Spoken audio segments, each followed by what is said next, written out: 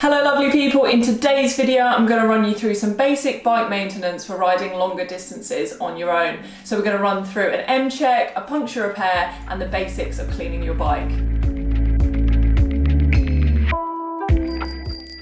This video is part of my Women's 100 YouTube series where I run you through everything you're going to need to prepare for a 100-kilometer challenge. Let me set the scene. You're out, you're having a great time riding your bike, but oh no! You've got a flat tyre and you don't know how to change a puncture. That's going to change. First of all, you're going to want to make sure you've let all the air out, especially if it's a slow puncture. So step one, remove the tyre. So once you've got it started, it should be fairly easy to get it off, she says, whilst struggling.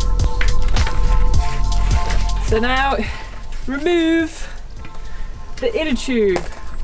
Only thing is, this one isn't actually punctured, so we're just going to pretend that I've removed it. So when you reinsert the tube, I always recommend to put a tiny bit of air in the tube. This just stops it pinching once you reinflate the tyre. Put a tiny bit of air in there. Do it back up. Once you take out the inner tube the first time, go around the tyre and the rim and check there's no stones, no thorns, because if you've got a thorn still in there, you're potentially just going to ride 5 minutes down the road and get another puncture. So definitely check that. But what I would say is don't run your hands around the tyre, because if you've got a bit of glass in there, you could actually cut your hands. So I've already checked this tyre. I know it doesn't actually have a puncture. So I've reinflated the inner tube just a tiny bit, and I've placed it back in around the tyre. Now I like to start at the valve and put the tyre inside the rim and then slowly work my way around. You've got to be careful when you put the tyre back on is to not pinch the inner tube.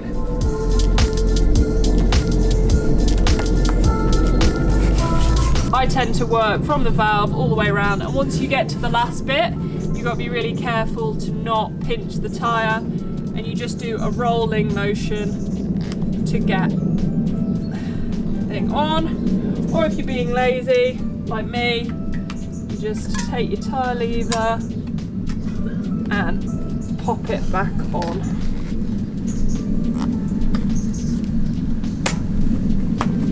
Comme ça. So what I like to do before I reinflate the tyre is I just go round and make sure that it doesn't feel like the inner tube is pinching in there at all. So just undo that.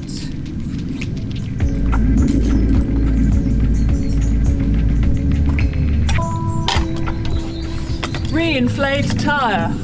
So I've actually got a big floor pump, which makes this job a lot easier. But if you're out on the road, you need either a hand pump or some gas canisters. A hand pump is quite useful, but it just takes a lot more effort.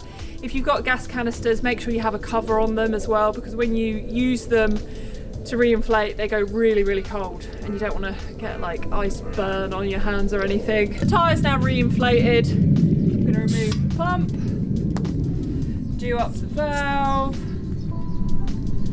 Now all I gotta do is put this back in my bike and I'm ready to go, cycle some more. So you might have noticed that this is in fact not my wheel. That's because I'm actually running tubeless on my Canyon. If you're out there on the road and you have tubeless as well, you can, in emergencies, put in a tubeless tyre to fix it. But in theory, tubeless should self-seal, so you just have to wait, spin the tyre a bit and then reinflate it. If you're feeling a bit unsure about changing your puncture, what you can do is practice at home taking your inner tube in and out. That's probably the best way and the quickest way you're going to learn to do it, so that when you're out training, you're not at the side of the road for an hour.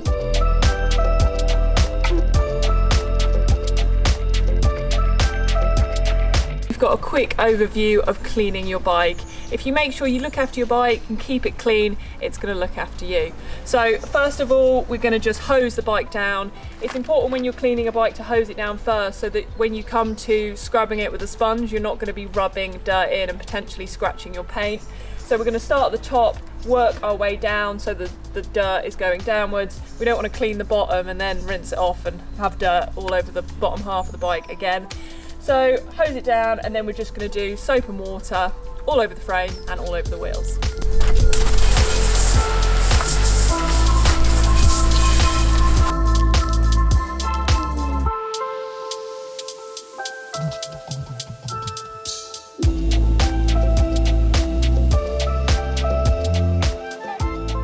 So now that I've rinsed it off, I'm going to attack it with this sponge.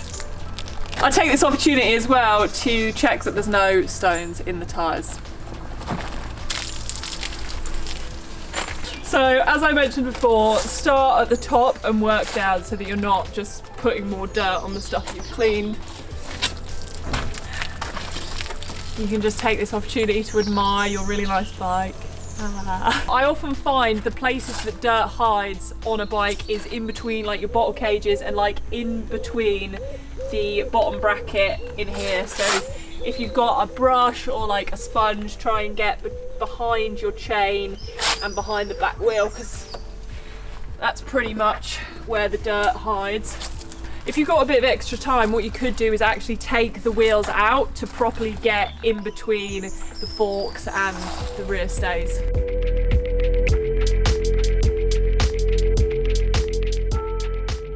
One of my friends, Francis Cade, who's also a YouTuber, said that the only bit you actually need to clean on your bike is the front hub, because that's the only bit you actually see when you're riding.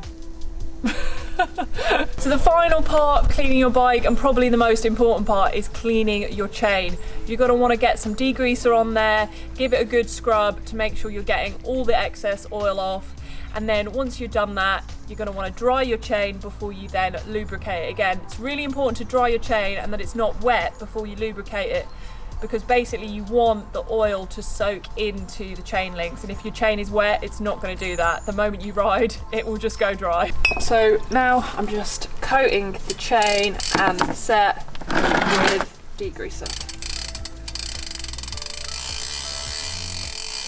Now all I've got to do is hose down the bike.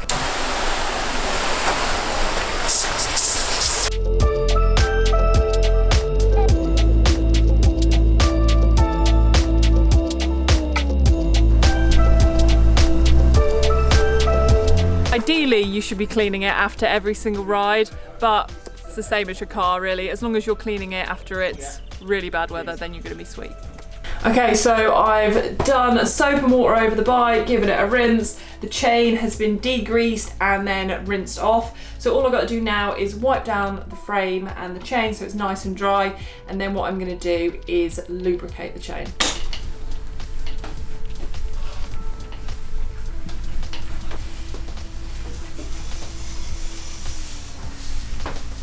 So when you're drying the chain, the easiest way to do it is to get your rag around the bottom of the chain and to turn the cranks. I used to do it here, but this is just awful. Look at that, not very efficient. So much easier to do it like that.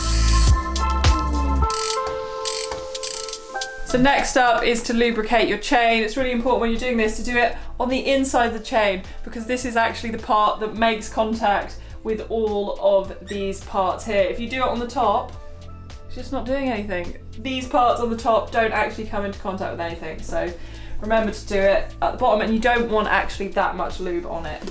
So when I'm applying it, I just turn the cranks and get a little dot of oil on each of the links. I tend to do about 2 rotations of the crank set. And then what I do is wipe off any excess oil. There we go. Now my bike is lovely and squeaky clean, so I'm going to move on to the M check. It's called the M check because you basically draw an imaginary M across your bike frame to check that it's roadworthy. First of all, you start at the back wheel. I don't actually have quick releases, but you're going to want to make sure that your wheel is nice and tight in there. There's no side to side play. You're going to want to have a look at your chain. Is everything looking all right? Is your wheel in straight? Probably a good idea to check that your wheel's in straight. You're going to want to check your tyre pressure as well.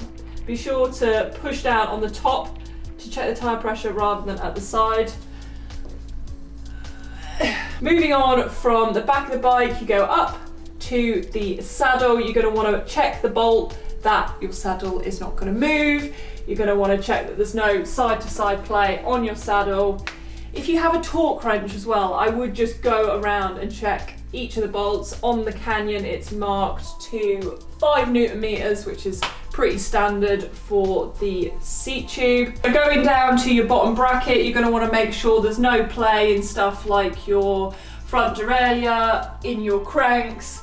You're going to want to make sure your pedals are on. Imagine if your pedal fell off when you're riding, that would not be good. I also like to check my bottle cage bolts. Usually these are the kinds of things that come loose and can rattle, which can be really annoying. Moving on to the front end of the bike, you're going to want to check both brakes, make sure that they're working well and that the bars are straight.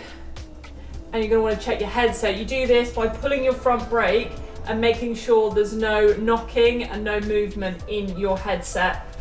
So mine seems to be all good. So moving down from there, you're going to want to check your front wheel, again with the tyre pressures, making sure that your quick releases are done up. So that's everything completed on the M check. They advise you to do this probably most times you're going out riding, but as long as you're getting in a good M check before you go out on any big rides, you'll be absolutely fine. So that's the essentials when it comes to bike maintenance. If you've got any helpful tips or tricks, be sure to leave them down in the comment section below. This video is part of my Women's 100 YouTube series, so if you want to see more videos on how to prepare for 100 kilometers, check out my Women's 100 playlist. If you're stuck for workouts, I've also got a live workout playlist which you can view here. And to subscribe, which you should definitely do, click here. So thanks so much for watching, keep risking it for a biscuit, and I'll see you in the next video. Boop.